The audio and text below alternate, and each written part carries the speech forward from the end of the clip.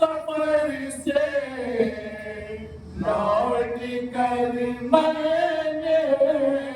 نوے دور افتادہ سفر سے لوٹ کر میں نوے ٹھنڈا پانی جب پیا بس تیری یاد آئی حسین آج بھی زینب کی یاد ہے سلام آئی حسین.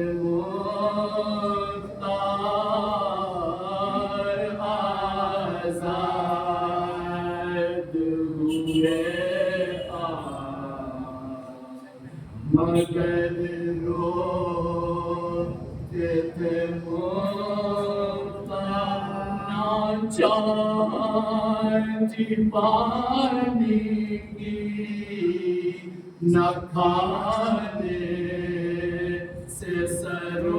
لیکن ذات پروردگار اس کی ذات کو اس کے صفت کو اگر الگ کرنا چاہے تو الگ نہیں کیا جا سکتا. جہاں اللہ سمیع ہے وہی اللہ کی ذات ہے. جہاں اللہ صاحب قدرت ہے وہاں اللہ کی ذات ہے. جہاں اللہ حی ہے وہاں اللہ کی ذات ہے. جہاں اللہ مدرک ہے وہاں اللہ کی ذات ہے. جیسے جیسے اللہ کی ذات کا تصور ہمارے ذہنوں میں آتا جائے گا ویسے ویسے اللہ کے کمالات بھی ہمارے ذہنوں میں آتے جائیں گے. کئی بار ہمیں الگ نہیں کیا جا سکتا کہ ہم الگ ہیں اور اللہ کی ذات الگ ہے. اب جتنی بھی صفات ہمارے اندر پائی جاتی ہیں دوسرا فرق ہماری صفات اور اللہ کی صفات ہے. دوسرا فرق یہ ہے اللہ کی ذات عینی ہے اور ہماری سے اللہ کی صفات عینی ہے اور ہمارے صفات عطا کردہ ہے. ہم کو کسی نہ کسی نے دیا ہے. ماشاءاللہ یہاں پر اساتذہ کرام موجود ہیں. کوئی لڑکا اگر اپنی جگہ سے کھڑا ہو جائے میں صاحب علم ہوں, میں صاحب کمال ہوں, میں صاحب شرف ہوں, جیسے اپنے کام میں صاحب علم ہوں, میں صاحب کمال ہوں, میں اس کا مالک ہوں, میں اس کا مالک ہوں, میں اس کا مالک ہوں, میں اس صفت کا مالک ہوں, میں اس علم کا مالک ہوں. پہلا سوال یہ پیدا ہوتا ہے کہ آپ کو یہ صفات دی ہے تو کس نے دیا؟ یا آپ کی اپنی ہے؟ جیسی ہم نے کہا ہماری ہے, جیسی کا ہماری ہے. پہلا سوال یہ قائم ہوتا ہے کہ آپ کو پڑھایا کس نے؟ آپ کا استاد کون ہے؟ ہم نے کہا ہم کو کسی نے نہیں پڑھایا, ہم صاحب علم ہے, صاحب فضل ہے, صاحب کمال ہے. تو ہر آدمی جواب دے گا آپ کی جگہ ممبر نہیں ہے, گرمی میں آگرہ ہے. بیٹھنے کے آپ لائق نہیں ہیں، اس لیے کہ اللہ نے جسے بھی دنیا میں خلق کیا ہے، جو صفت و کمال دیا ہے، اس کا صفت و کمال اپنا کمال نہیں ہے، وہ اللہ کا عطا کرتا کمال ہے۔ اب جس کو پروردگار عالم صفت و کمال دے دیتا ہے، یہ اللہ کا عطا کرتا ہے، ہمارا ذاتی کمال نہیں ہے۔ لیکن جب ہم نے اللہ کے واسطے کہا اللہ عالم ہے، اللہ قادر ہے، اللہ قادر ہے، اللہ حی ہے، اللہ مدرک ہے، تو یہ سوال نہ پیدا ہوگا کہ اللہ کو دینے والا کون ہے، اللہ نے کہاں سے پڑھا ہے، اللہ نے کہاں سے سیکھا ہے۔ شاید ہی وجہ ہے پروردگار عالم نے ایک قدم آگے بڑھ کر آواز دیا، اب اس لیے کہ تمہارے ذہن میں یہ خیال پیدا ہو ہمیں علم دینے والا کون، ہمیں کمال دینے والا کون، ہمیں شرف دینے والا کون، ہمیں درجہ دینے والا کون۔ اس سوال کے پیدا ہونے سے پہلے میں نے کل ذوات مقدسہ کو تمہارے درمیان رکھ کر کے بتا دیا ہے، نہ یہ کہیں سے لے کر آئے ہیں، نہ وہ کہیں سے لے کر آئے۔ جیسے میری ذات ہے ویسے ہی ان کی ذات بھی ہے۔ یہ اتنا فرمایا جاتا ہے مجھے کسی نے نہیں دیا ہے، لیکن اگر یہ صاحب کمال ہے تو ہم نے انہیں عطا کیا ہے۔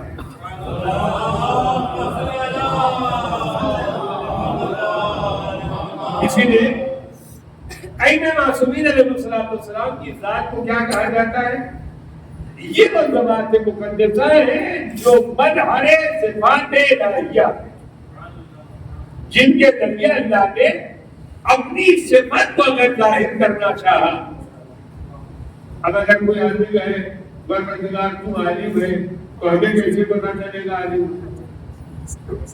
اگر تو حیات دینے والا ہے تو ہمیں کیسے پتا چلے گا کہ تو حیات دینے والا ہے، تو موت دینے والا ہے؟ کوئی نہ کوئی ایسی ذات تیری بارگاہ میں ہونا چاہیے کہ جس کو دیکھنے کے بعد تیرے صفات کا اندازہ ہو سکے، تیرے کمال کا اندازہ ہو سکے۔ عجب نے اللہ بڑھ کر آواز دے گا، شاید اسی لیے میں نے اپنی صفات کا مظہر ایک ذات کو نہیں رکھا ہے، بلکہ مکمل طور پر 14 صفات کے مالک کو ہم نے تمہارے درمیان رکھا۔ یہ نہ رہے گا دوسرا آ جائے گا، دوسرا نہ رہے گا تیسرا آ جائے گا، تیسرا نہ رہے گا چوتھا آ جائے گا، اور آج بھی ایک اپنے صفات کے مظہر کو اپنے پردہ غیب میں رکھ کر کے بتا دیا تاکہ تمہیں خیال نہ پیدا ہو اللہ کے کمالات کو کیسے معلوم کیا جائے۔ اللہ برقرار ہم نے ایک کو اسی لیے بچا کر رکھا ہے جب میری صفات میں شک و شبہ پیدا ہو جائے تو جب پردہ غیب اٹھا کر کے سامنے آئے گا تو اندازہ ہو جائے گا کہ میرے صفات کا مالک کون ہے۔ ایک صلاۃ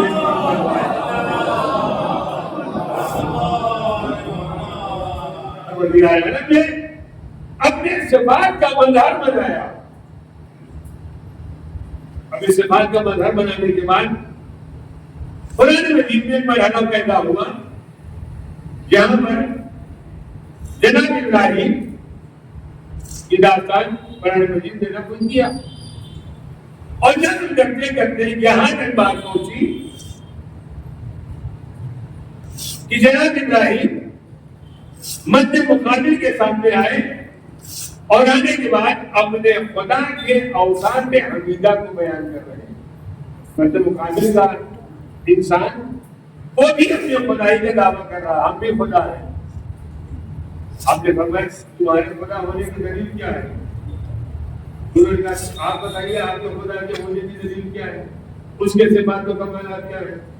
جناب ابراہیم نے کہا میرا خدا وہ ہے جو لوگوں کو زندہ کرتا ہے اور جب چاہتا ہے لوگوں کو موت دے دیتا ہے۔ تو اس نے بھی کہا یہی صفات تو ہمارے بھی دلیل ہے، ہم بھی جب چاہتے ہیں کسی کو زندہ کر دیتے ہیں، جب چاہتے ہیں کسی کو مردہ کر دیتے ہیں۔ بھئی آپ کیسے کرتے ہیں؟ انہوں نے 2 آدمی کو قید خانے سے بلایا اور بلانے کے بعد ایک کو حکم دے دیا کہ ان کو تحریر کر دیا جائے، گردن اڑا دی جائے، ایک کو ہم نے مار دیا، ایک کو آزاد کر دیا، ایک کو ہم نے آزاد کر دیا۔ تمہارا خدا بھی وہی ہے، حیات دیتا ہے، ہم بھی حیات دیتے ہیں۔ اب مسئلہ پیدا ہوا جناب ابراہیم کے سامنے کہ خدا کی عزت کو کیسے بچایا جائے، خدا کے صفات و کمالات کو کیسے بچایا جائے۔ تو جناب ابراہیم نے بڑھ کر کے آواز دیا چلو ٹھیک ہے، یہاں تک تو تمہاری بات ہم ماننے دیتے ہیں، حالانکہ ماننے لائق نہیں ہے۔ اب مسئلہ کیا پیدا ہوگا؟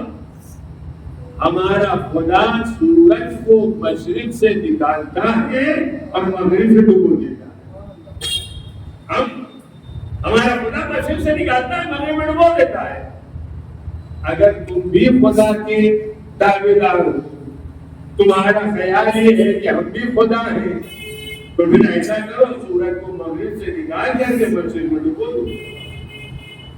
مجھے یہ تو نہیں ہو سکتا, یہ تو ہمارے بس کی بات نہیں ہے.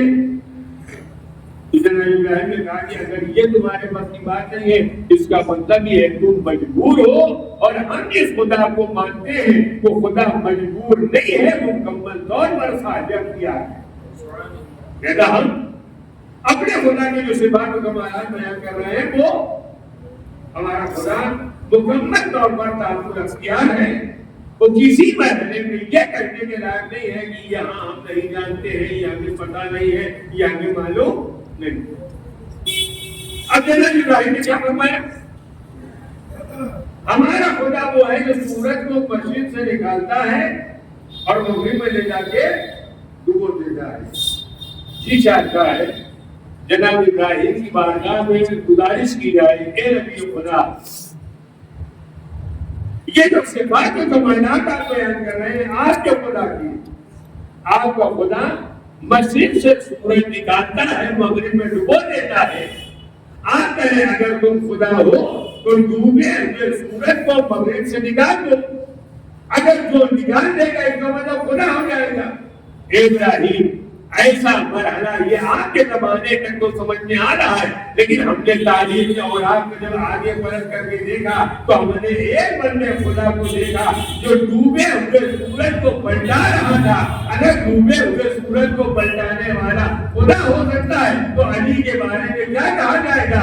اگر ابراہیم بن کر آواز دے, جو ابراہیم جو علی بن ابی طالب کر رہے وہ اپنی ذات سے نہیں کر رہے, حکم پروردگار کی بنیاد پر کیا جا رہا ہے. علی کی ذات مکمل طور پر صاحب اختیار نہیں ہے, ذات پروردگار مکمل طور پر صاحب اختیار ہے. ایک سلوات دے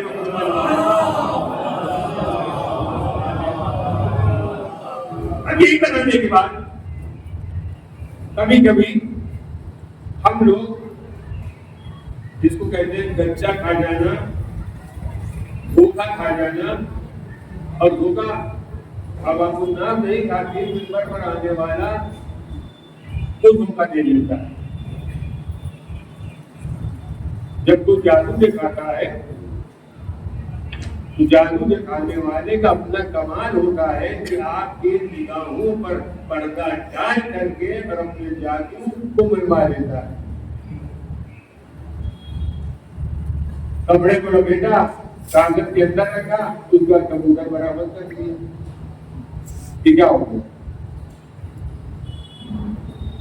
آئندہ معصومین علیہ السلام کو پروردگار عالم نے جتنے بھی صفات و کمالات کیے ہیں وہ اللہ کا عطا کردہ ہے, ان کا اپنا نہیں ہے.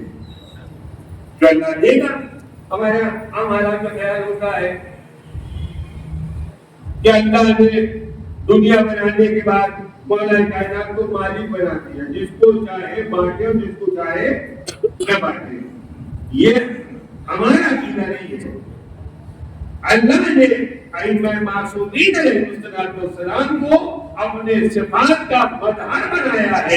خدا کے صفات کو اگر ہم اور آپ دیکھنا چاہیں تو پروردگار عالم اپنے صفات کو دکھانے کے بعد سے ہمارے اور آپ کے سامنے نہیں آ سکتا ہے. لہذا اللہ نے آواز دیا, اگر ہماری صفات و کمالات کوئی مظہر پر سمندر عام پر آنے میں تمہیں شک و شبہ پیدا ہو رہا ہے تو میں نے ان ذوات مقدسات کو تمہارے درمیان بھیج دیا ہے. کمال یہ دکھائیں گے, جب ان کے کمال کا اندازہ ہو جائے تو سمجھ لینا جب علی جیسا انسان اتنا بڑا صاحب کمال ہو سکتا ہے تو جو علی کا پروردگار ہوگا وہ اتنا بڑا صاحب کمال ہے.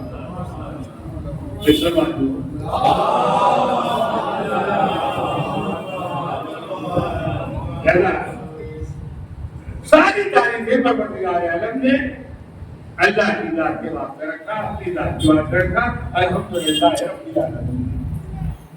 ساری حمد و ثنا ہماری ذات کے واسطے ہے. باقی ہمارے پاس جو کچھ بھی ہے ہم آپ کی تعریف کر دیتے ہیں، آپ ہماری تعریف کر دیتے ہیں، آپ بھی خوش ہو جاتے ہیں، ہم بھی خوش ہو جاتے ہیں۔ لیکن اگر ایک نبی کے واسطے ڈھونڈا جائے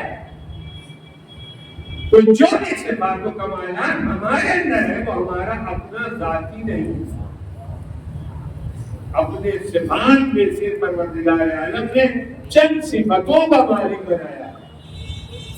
اور اللہ کی صفت و کمالات کو بعد میں ڈھونڈیے گا، جن کو اپنے صفات کا مظہر بنا کر کے بھیجا، اب ان کا اندازہ لگا لیجیے۔ اللہ کے صفات ہمارے سامنے نہیں ہے، اللہ کے کمالات ہمارے سامنے نہیں ہے، لیکن جس کو اللہ نے اپنی صفات کا مظہر بنا کر کے بھیجا، اس نے کیسے ظاہر کیا؟ اس نے اللہ کی صفت کو ہمارے اور آپ کے سامنے کیسے ظاہر کیا؟ حماقت کیا ہم نے، اور اللہ کے اس نیک بندے نے اللہ کے صفات کو منظر عام پر لا کر کے پیش کر دیا۔ واقعہ آپ کا سنا ہوا ہے، بات کو منزل اختتام تک پہنچاتے ہوئے کہ اسی بات کو تمام کرنا چاہتا ہوں۔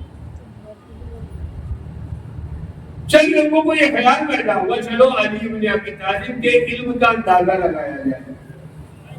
کون لگانے جا رہا ہے؟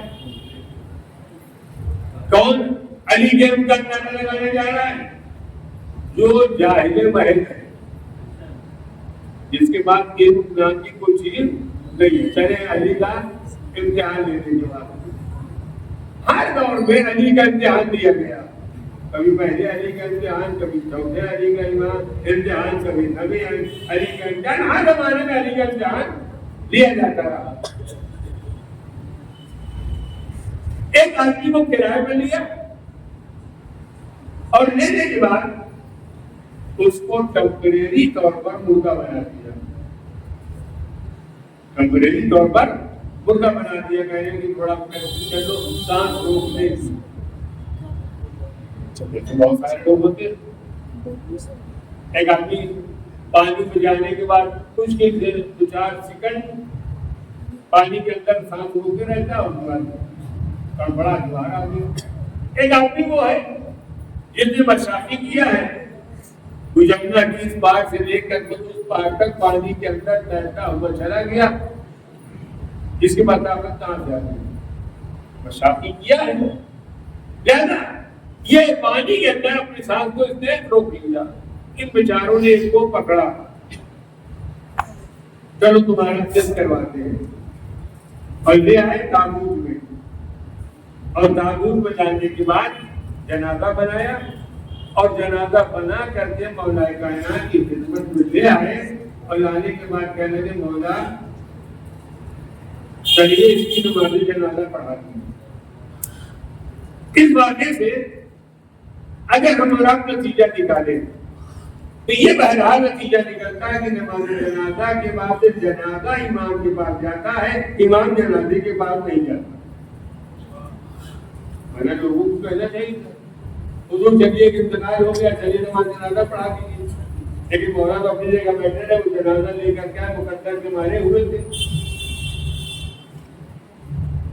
اپنی رسوائی خود کرانا چاہتے تھے، لہذا لے کر آئے، اور آنے کے بعد کہنے لگے یا علی ایک انتقال ہو گیا ہے، آپ سے بڑھیا نماز کون پڑھائے گا، آپ سے اچھی نماز کون پڑھائے گا؟ وہ فلسفہ جو مولا کائنات کے زمانے میں تھا وہ آج بھی ہے، لیکن آج اپنی کمزوری کو چھپانے کے لیے آج جو ہے وہ سامنے آنے کو بیوقوف بنانے کے بعد صبح شام ہم لوگ کھلا کرتے ہیں، لہٰذا وقتاً اس کو دوہرا دینا ضروری ہے تاکہ اندازہ ہو جائے کہ ہم لوگ بھی صاحب تجربہ ہیں، صاحب علم ہو یا نہ ہو، صاحب تجربہ بہرحال ہے۔ آپ سے اچھی نماز جنازہ کوئی نہیں پڑھاتا ہے، آپ ہمارے فلاں کا انتقال ہو گیا ہے، آپ نماز جنازہ پڑھا دیجیے، ہم سے کیوں کہا جاتا ہے؟ اس لیے کہا جاتا ہے کہ آپ کے پاس اسکوٹی ہے، آپ خود سے آ جائیں، ورنہ اگر ہم پلٹ کے کہتے ہیں ہماری اسکوٹر پنچر ہو گئی ہے، پیٹرول نہیں ہے، کوئی لے کے چلا گیا ہے تو پھر ادھر سے جواب آتا ہے پھر آپ رہنے دیجیے ہم ڈھونڈ لیں گے. اب اکثر اچھی نماز پڑھانے والا آدمی مل جاتا ہے ہونے کے آئے اور مولا کائنات کی خدمت میں آئے اور آنے کے بعد کہنا پڑھا دیے. مولا کائنات نے اتمام حجت کیا. ایسا نہیں ہے کہ ہم جیسے لوگ فوراً چاند مل گیا اور فوراً ہم نے باقی لوگ گندھا مارا کوہنی مارا پیچھے کیا اور اللہ اکبر. نہیں کوئی ضرورت نہیں ہے. بہت سارے لوگ آج مولا کائنات مولا نماز پڑھا دیجیے. نماز پڑھاتے کس کی یہ جنازہ آیا ہے اس کی نماز جنازہ. ایک مرتبہ نہیں 2 مرتبہ نہیں 3 مرتبہ مولا کائنات نے اتمام میں حجت کیا تاکہ کل کوئی آدمی یہ نہ کہے نماز پڑھانے کا بہت شوق تھا فوراً پڑھا دیا. بڑی دن بتائے تم بھی تو قبول کرو. پہلے تم بھی تو مانو یہ بن گیا ہے. میں پڑھا دیے 3 مرتبہ حجت کیا. اس کا مولانا گھر ٹھیک ہے اگر تمہارا کہنا ہے تو میں نماز جنازہ پڑھا دے رہا ہوں. مولا کائنات آگے بڑھے اور آگے بڑھنے کے بعد آپ نے تکبیر کے واسطے ہاتھ بلند کیا. اس ہاتھ کے بلند ہونے کا نتیجہ تھا جو اب تک زندہ تھا وہ مردہ ہو گیا.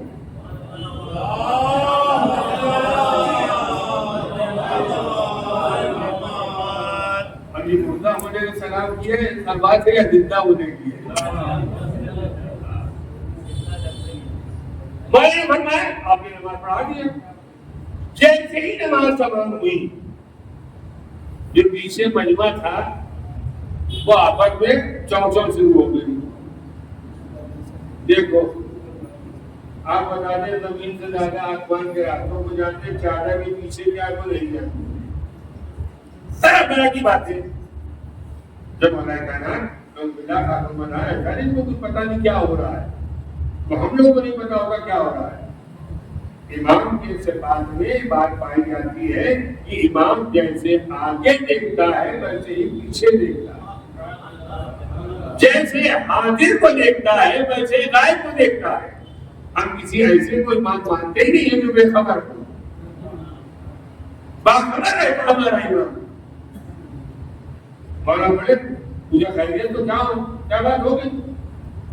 کل مولا یہ کہہ رہے ہیں کہ آپ نے جس کی نماز پڑھائی ہے وہ زندہ ہے اور آپ نے زندہ کی نماز پڑھا دی. امام نے فرمایا کہ دیکھو تو چادر ہٹاؤ پردہ ہٹاؤ. اب جیسے ہی چادر ہٹائی گئی اب نہ کہیں سانس ہے نہ کہیں جنبش ہے نہ کہیں حرکت ہے. معلوم آئے تھے علی کی تقدیر کا کمال یہ پیدا ہوا جو زندہ تھا وہ مردہ ہو گیا. اللہ نے برقرار دیا. ہماری صفات کا مظہر اگر تلاش کرنا چاہتے ہو میری صفتوں کو اگر دیکھنا چاہتے ہو میں تمہارے سامنے نہیں آ سکتا لیکن علی کو میں نے اپنے صفات کا مظہر بنا کر کے بھیجا. مردوں کو زندہ کرنا یہ ایک کام تھا مردے کو زندہ کرنا یہ دوسرا کام ہے. جب لوگوں نے فریاد کرنا شروع کیا یا علی یہ تو زندہ لے کر کے آئے تھے ایک عورت سے ادھار مانگ کر کے لائے تھے اس کو کیا جواب دیں گے اس کو کیا سمجھائیں گے. اس کو زندہ اگر آپ مار سکتے ہیں تو آپ زندہ بھی کر سکتے ہیں. جب لوگوں کی فریاد سنی تو ایک مرتبہ مولا کائنات نے ٹھوکر ماری اور ٹھوکر مارنے کے بعد فرماتے تم میں اتنی میرے جسم سے میری اجازت سے زندہ ہو جا.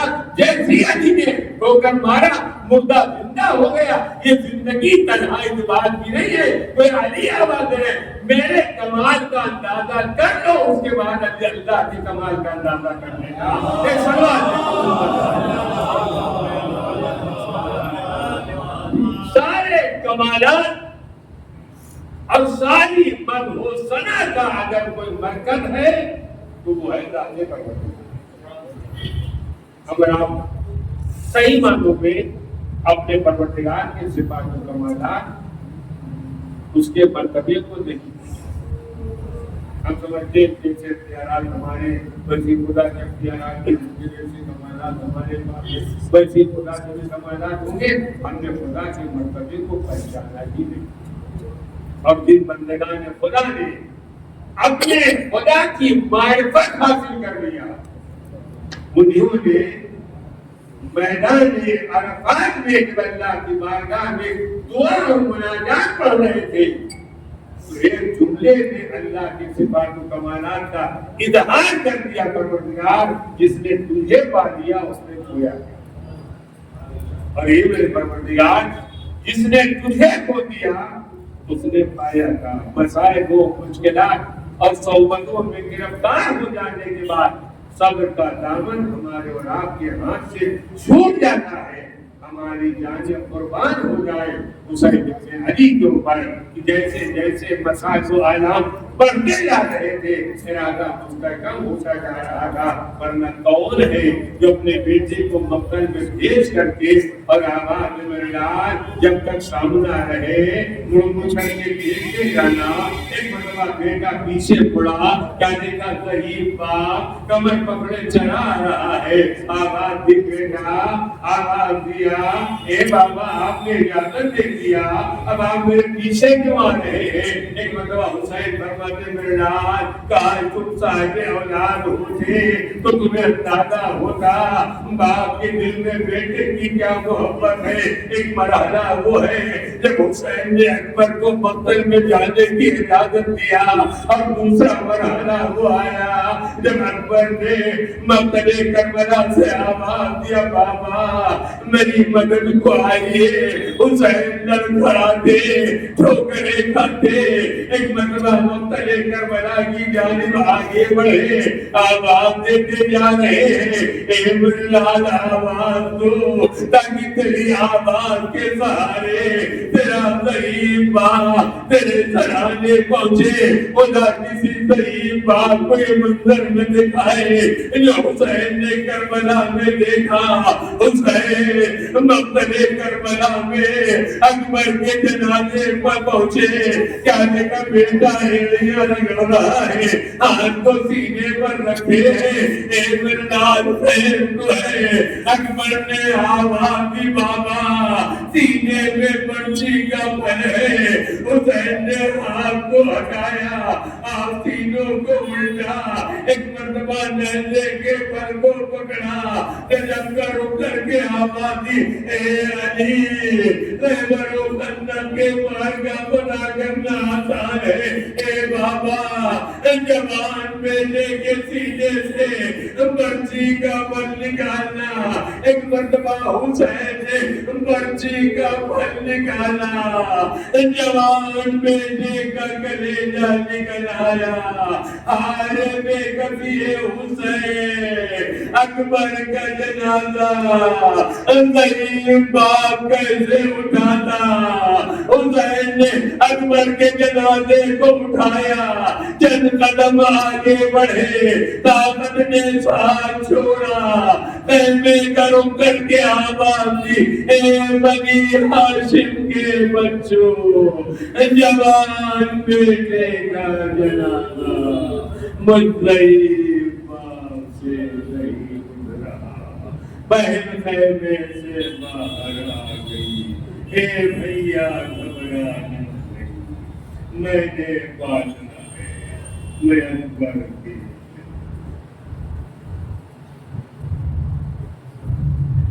سیعلم الدنیا ولم مغیب قلبی انا للہ وإنا الیہ راجعون الہی میں حق الزہرا و ابیہا و والہا و بنیہا پروردگار تیری واسطہ محمد و آل محمد کا ہماری اس مختصر سی عزا کو قبول فرما ہمارے گناہان صغیرہ اور کبیرہ کو معاف فرما ہم سب کی دینی اور دنیا کو پورا فرما پروردگار زمانہ کے ظہور و تاجید فرما ہم سب کو ان کی آوان و انصار میں شمار فرما ایک مرتبہ سورہ ہم اور 3 مرتبہ سورہ توحید کی تلاوت فرما کر مظہر عباس ابن محمد احمد حسن ظفر ابن مظفر علی اور اپنے تمام مرحومین کی